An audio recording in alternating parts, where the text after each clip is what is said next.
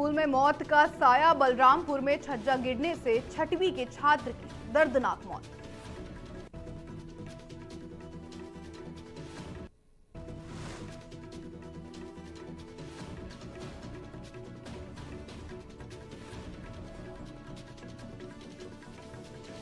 दूषित पानी बना बीमारी की वजह। उतई नगर पंचायत में पीलिया का प्रकोप।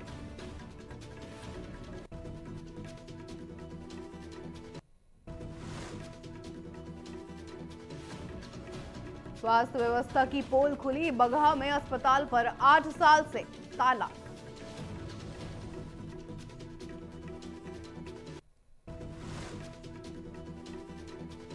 बिहार में बम धमकी से हड़कंप। पटना समेत कई कोर्ट खाली कराए गए।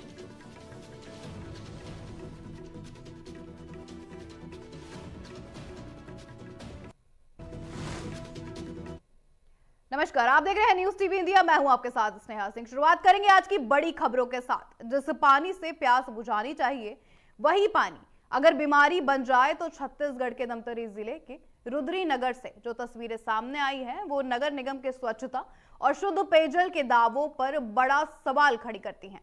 यहां नलों तक पहुंच रहा पानी गटर के गंदे पानी से मिलकर लोगों के घरों में सप्लाई किया जा रहा है। बता दें ये तस्वीरें धमतरी के रुद्री नगर की हैं। कभी शुद्धता और जीवन दायिनी मानी जाने वाली ये नहर आज गंदगी और बदबू की पहचान बन चुकी है। बता दें आसपास की कॉलोनियों का सीवेज गटर का जहरीला पानी सीधे इसी नहर में छोड़ा जा रहा है। लगातार विडंबना देखिए, इसी दूषित पानी में स्थानीय लोग नहाने को भी मजबूर है और यही पानी आगे चलकर शहर की प्यास बुझाने का जरिया भी बनता है। खतरा यही खत्म नहीं होता। हाल ही में मध्य प्रदेश के इंदौर में दूषित पानी पीने से हुई मौतों ने धमतरी वासियों की चिंता और भी बढ़ा दी है। लोगों को डर भी है कहीं धमतरी के हालात भी इंदौर जैसे ना बन जाएं। नगर निगम के दावे और जमीनी हकीकत के बीच फिलहाल सिर्फ आश्वासन तैर रहे हैं। सवाल साफ है, शुद्ध पेयजल लोगों का अधिकार है, लेकिन रुद्री नगर में वही अधिकार बीमारी बनता जा रहा है। अब देखना यह होगा कि प्रशासन वक्त रहते जागता है या फिर किसी बड़ी महामारी के बाद। हाल ही में मध्य प्रदेश के इंदौर में दूषित पानी से हुई मौतों ने धमतरी वासियों की चिंता और बढ़ा दी थी। कहीं यही वजह बन रहा है कि ये पानी आगे जाके बड़ा खतरा ना बन जाए।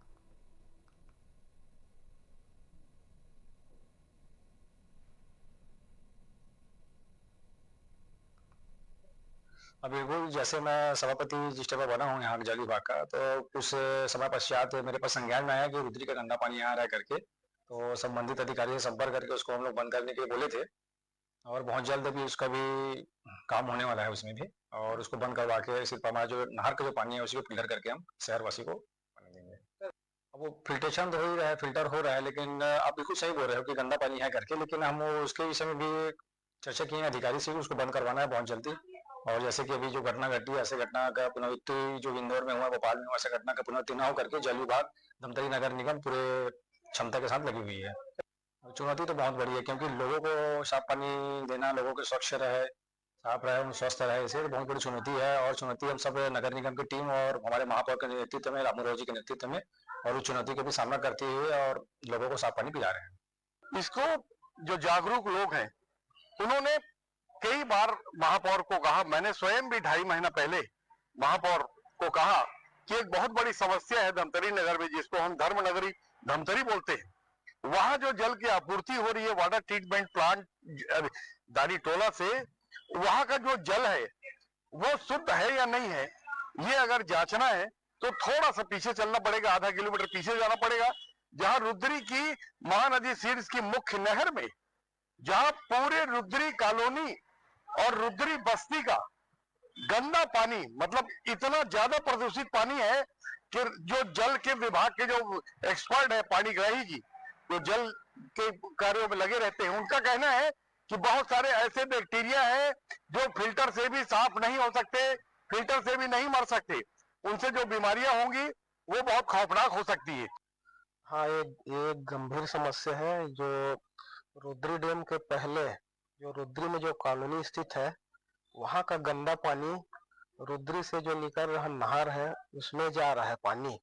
तो इससे क्या है, नहर में जाने के बाद वो पानी फिल्टर प्लांट में जा रहा है, जहाँ से पानी फिल्टर होकर धमतरी के शहर वासियों के लिए फिल्टर होकर पीने योग्य बनाया जाता है। तो इससे क्या है, फिल्टर प्लांट में जाने से पानी एक तो दूषित हो रहा है और गंभीर बीमारियों का खतरा मंडरा रहा है शहर वासियों के ऊपर। और हाल में ही देखा जाए कि उज्जैन की घटना सामने आई है कि इसी लापरवाही के कारण 17 से 18 जने की मौत हुई है, यही दूषित पानी के कारण। तो प्रशासन से यही निवेदन है कि इस चीज को गंभीरता से लिया जाए। और इसी पानी में लोग नहाने को मजबूर भी है, जिससे शरीर में इन्फेक्शन का खतरा भी मंडरा रहा है।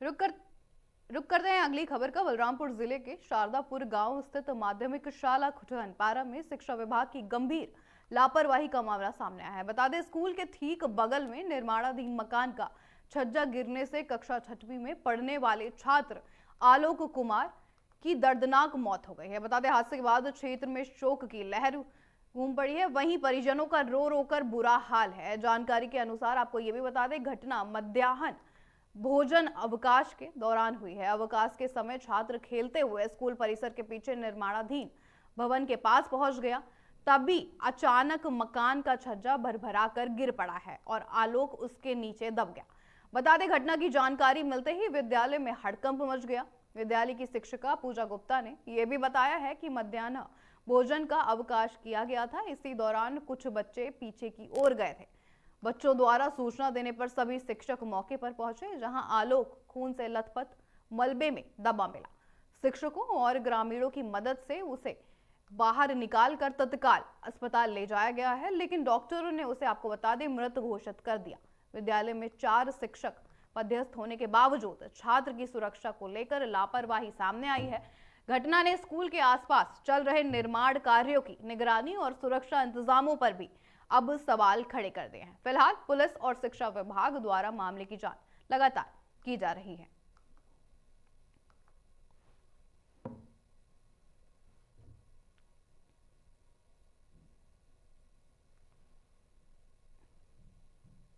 हम लोग जब मध्याह्न भोजन का अवकाश किए तो कुछ बच्चे दौड़ कर आए और वो बोले कि मैडम बच्चा गिर गया है। फिर पीछे से हम लोग भी दौड़े, सब मैडम लोग, हम लोग सब बच्चे मिलकर कोशिश भी किए उसको हटाने का।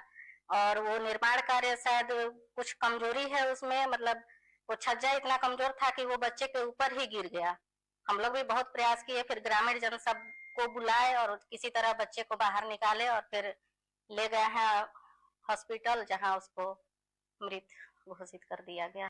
जैसे मेरे को मालूम चला, ये ग्राम पंचायत सरदापुर शुरू का है और वो निर्माणाधीन आंगनबाड़ी, नया आंगनबाड़ी है। और वो बच्चा कक्षा 6वीं का आलोक देवांगन नाम करके बच्चा है और वो शौच के लिए गया था, शौचालय के लिए।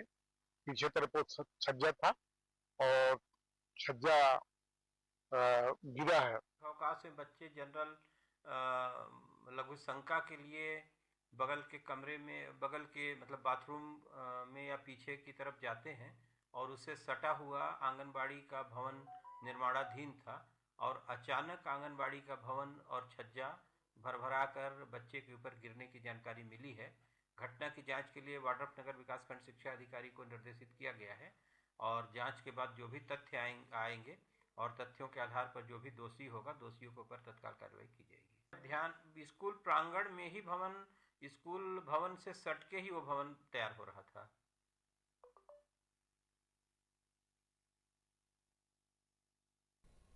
इंदौर के दूषित पानी का मामला अभी खत्म नहीं हुआ था कि जगह जगह से अलग अलग मामलों की खबरें सामने आने लगी। इसी तरह आपको बता दें, दुर्ग जिले के नगर पंचायत उतई के वार्ड क्रमांक 14 से 15 में गंदा पानी पीने के कारण पीलिया फैलने का मामला अब सामने आया है। बीते लगभग 1 माह से बता दें, क्षेत्र में पीलिया के मरीज लगातार मिल रहे हैं, जिससे पूरे नगर पंचायत में हड़कंप मच गया है।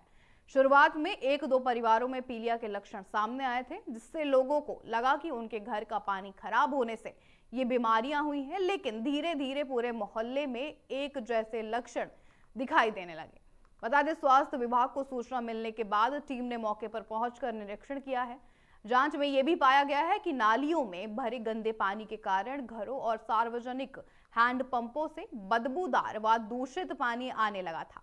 जिन हैंडपंपों और बैरिंग से लोग पानी का जिन हैंडपंपों और बैरिंग से लगे पीने का पानी लोग पी रहे थे वह दूषित हो चुके थे। एहतियातन इन सभी जल स्रोतों को तत्काल बंद कर दिया गया है और पानी के सैंपल जांच के लिए भेज दिए गए हैं। बता दें, अब तक वार्ड में 5 से 6 नए मरीज सामने आए हैं, जबकि पहले 12 मरीज मिलने की जानकारी थी। कुछ मरीजों को सामुदायिक स्वास्थ्य केंद्र में भर्ती भी कराया गया है। नगर पंचायत के मुख्य नगर पालिका अधिकारी राजेंद्र नायक ने यह भी बताया कि प्रभावित क्षेत्र में कुछ घरों में एक ही परिवारों के 10 से 12 सदस्य रहते हैं, जिनमें 3 लोग संक्रमित भी पाए गए हैं। उन्होंने ये भी कहा कि डॉक्टरों की टीम ने प्रभावित घरों का निरीक्षण किया। फिलहाल 2 नए घरों में लक्षण मिले हैं, लेकिन उनकी हालत सामान्य है। स्वास्थ्य विभाग द्वारा क्लोरीन टैबलेट वितरित की गई है और लोगों को केवल उबला हुआ पानी पीने की सलाह भी दे दी गई है। बता दें, मित्तिनियों और स्वास्थ्य कर्मियों की टीम लगातार घर घर सर्वे कर रही है। प्रभावित इलाकों में स्प्रे कराया गया है और नालियों की सफाई तेजी से की जा रही है। फिलहाल स्थिति नियंत्रण में बताई जा रही है, लेकिन एहतियात के तौर पर प्रभावित क्षेत्रों में सतत निगरानी जारी है।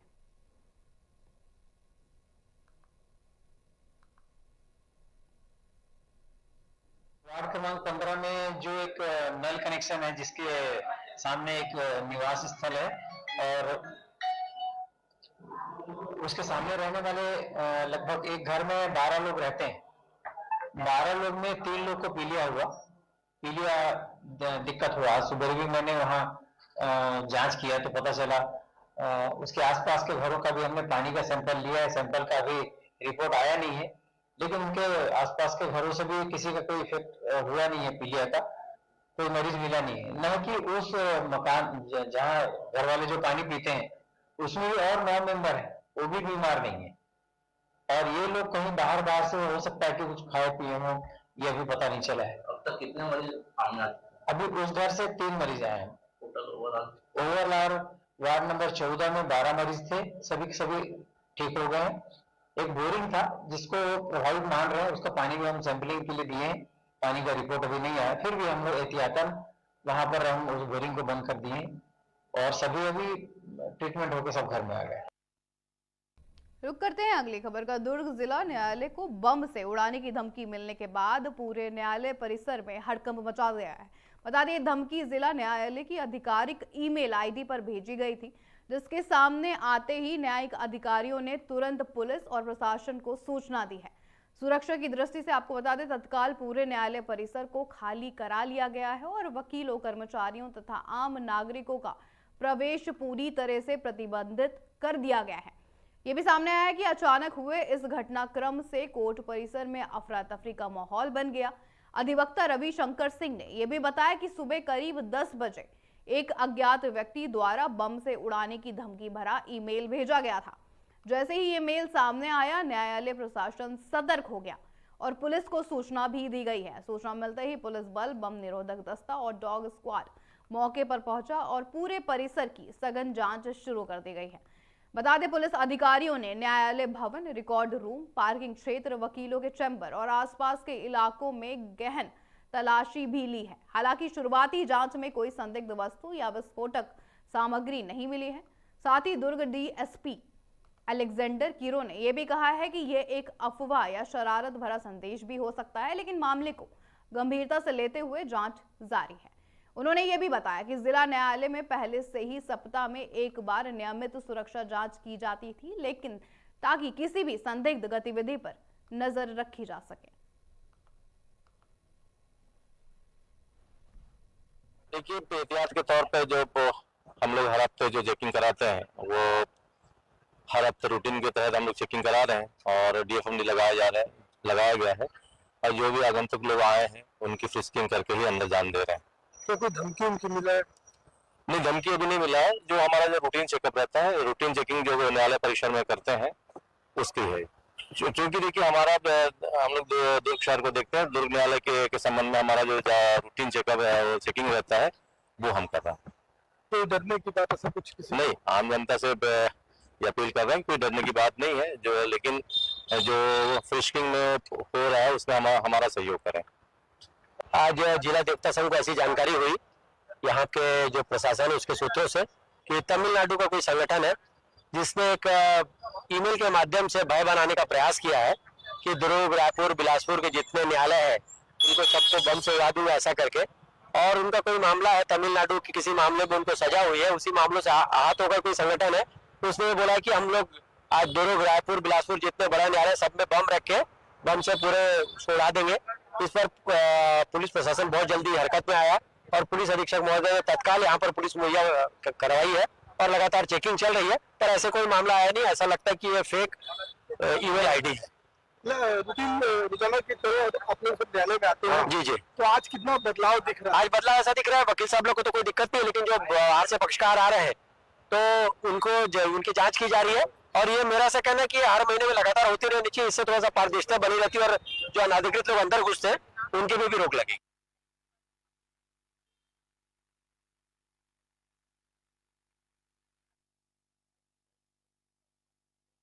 रुक करते हैं अगली खबर का। रायपुर से बड़ी खबर सामने आ रही है। बता दें छत्तीसगढ़ के डिप्टी सीएम विजय शर्मा ने पश्चिम बंगाल की मुख्यमंत्री ममता बनर्जी पर तीखा हमला बोल दिया है। मामला कोलकाता में, आपको बता दें, आईपीएसी दफ्तर और इसके चीफ प्रतीक जैन के घर पर हुई ईडी की रेड का है।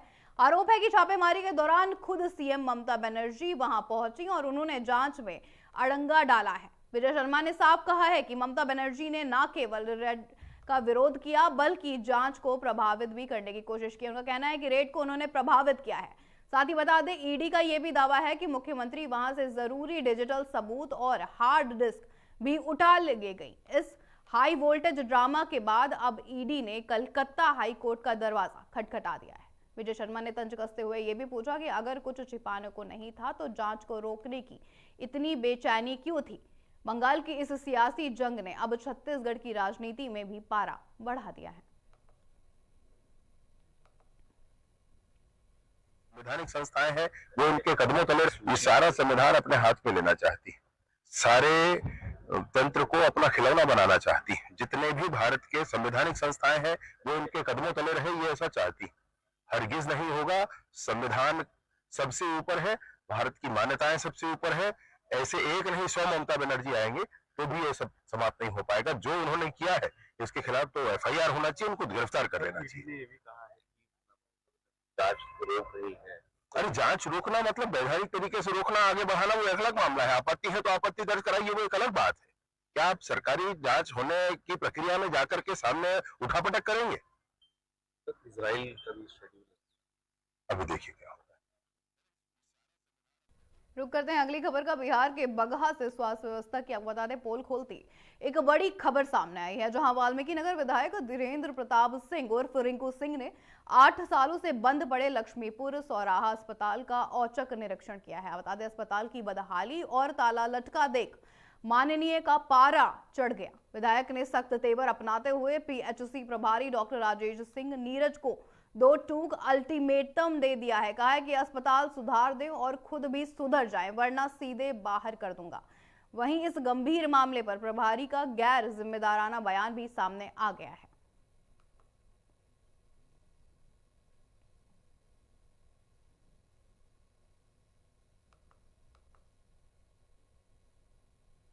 माननीय विधायक जी को अगर किसी तरह का दिक्कत होगा तो हम लोग उनसे बात करेंगे। हम अगर उनको कोई सुधार करने का हो तो जैसा सलाह देंगे वैसा हम उसको और अच्छा करने की कोशिश करेंगे।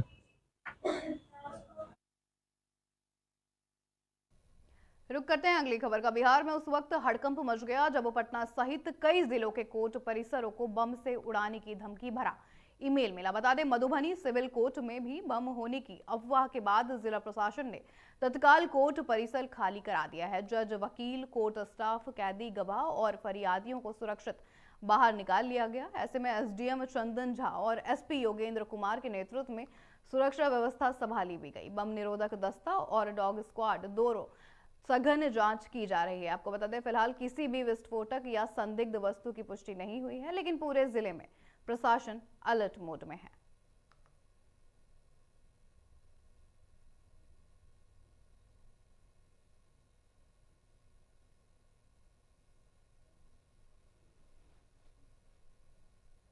एक ईमेल प्राप्त हुआ था हम लोग को, जिसमें किसी ने ये लिख के भेजा था कि बम से जो मधुबनी का कोर्ट परिसर है उसको उड़ा दिया जाएगा।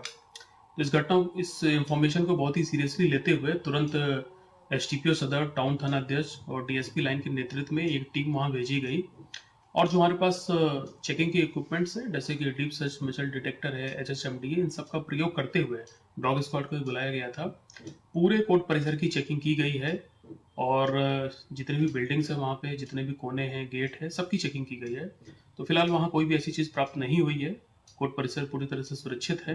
कोर्ट के भी अधिकारियों से हम लोगों ने बात की है। इस बारे में टाउन थाना में स्टेशन डायरी भी एंट्री की गई है और जिस ईमेल आईडी से आया था उस पर भी जांच चल रही है। लोग चेक करने जा रहे हैं कि ये किसने भेजा था और इसमें जो भी विधि सम्मत कार्रवाई है वो भी हम लोग करेंगे। धन्यवाद।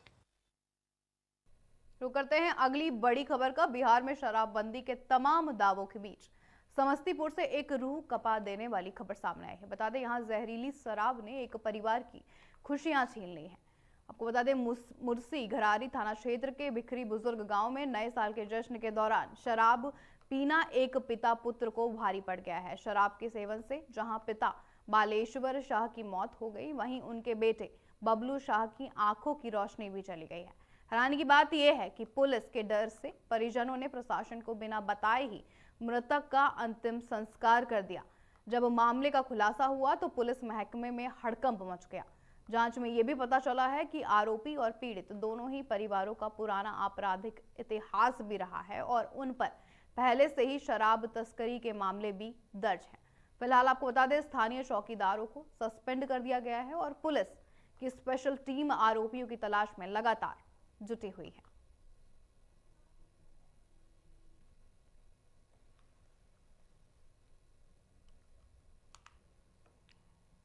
ये भी बताया जा रहा है कि परिजनों ने अंतिम संस्कार कर दिया था बिना पुलिस को कुछ जानकारी दिए। जब प्रशासन के पास खबर पहुंची तो हड़कंप मच गया। जांच में यह भी पता चला है कि आरोपी और पीड़ित दोनों ही परिवारों का पहले आपराधिक इतिहास था और उन पर पहले से ही शराब तस्करी के मामले भी दर्ज थे।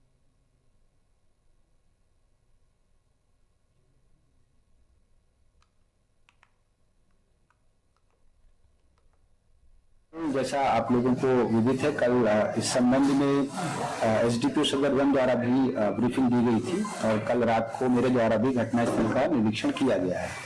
कल दिनांक 7/1 को मुसरी घरारी थाना अंतर्गत बखरी बुजुर्ग में एक महिला है राधा देवी, जिनका इस प्रकार का आवेदन प्राप्त हुआ था कि किसी मादक या विषाक्त पदार्थ के सेवन से उनके घर में इस प्रकार की घटना हुई है।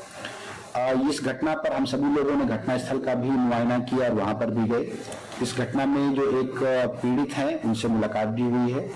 उन लोगों ने उनके ही वहां से लगभग 100 मीटर की दूरी पर एक परिवार रहता है, जिसमें एक अरविंद शाह नाम के अभियुक्त है, जिन पर यह आरोप लगाया गया है। अभी तक की जांच में 2 चीजें आई हैं। पहला तो ये कि ये दोनों ही जो वादी पक्ष है जिनकी शिकायत आ रही है और जो अभियुक्त पक्ष है, पूर्व से ही दोनों लोगों पर उत्पाद के कांड दर्ज पाए गए हैं।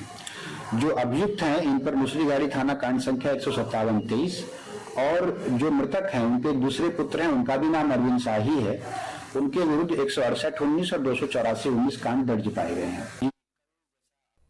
देश की राजधानी दिल्ली के तुर्कमान गेट इलाकों में उस वक्त भारी तनाव फैल गया जब एमसीडी की टीम वहां अतिक्रमण हटाने पहुंची थी। बता दें, फैज इलाही मस्जिद के पास चल रहे इस एंटी एनक्रोचमेंट ड्राइव के दौरान स्थानीय लोग और प्रशासन आमने सामने आ गए। देखते ही देखते विरोध प्रदर्शन ने हिंसक रूप ले लिया।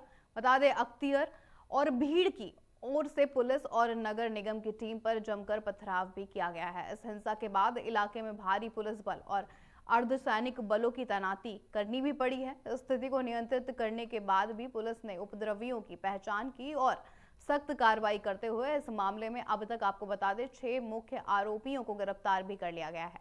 बताया जा रहा है कि इन सभी आरोपियों को कोर्ट में पेश करने के बाद तिहाड़ जेल भेज दिया गया। फिलहाल इलाके में शांति बनी हुई है, लेकिन पुलिस हर गतिविधि पर ड्रोन और सीसीटीवी के जरिए पैनी नजर रख रही है।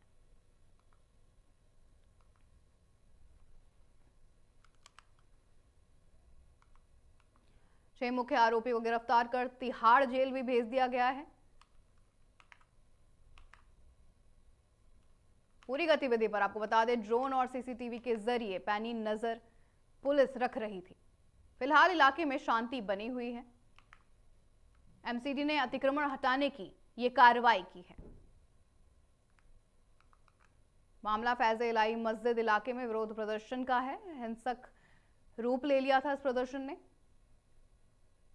भीड़ ने पुलिस और निगम टीम पर पथराव किए थे, जिसके तहत ये कार्रवाई हुई, जिसमें 6 मुख्य आरोपियों को गिरफ्तार कर लिया गया। दिल्ली के तुर्कमान गेट पर आज भी नगर निगम द्वारा अवैध निर्माण पर बुलडोजर एक्शन लगातार जारी है। वहीं पुलिस पर हुए पथराव के आरोपियों की धरपकड़ आपको बता दें वो भी जारी है। वहीं इलाके के लोगों को परेशानी का सामना भी लगातार करना पड़ रहा है। लोगों ने न्यूज़ टीवी इंडिया को यह भी बताया है कि हम घरों में बंद हैं, जल्द सड़कें खोली जाएं।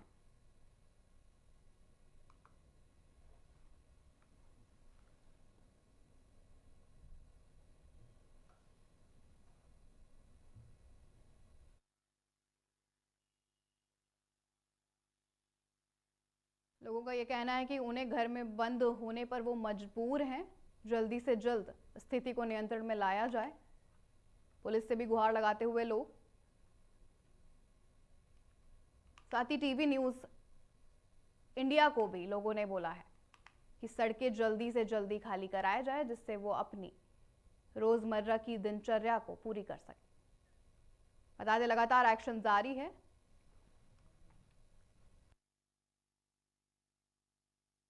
दिल्ली के तुर्कमान गेट के ऊपर एमसीडी का बुलडोजर लगातार गरज रहा है।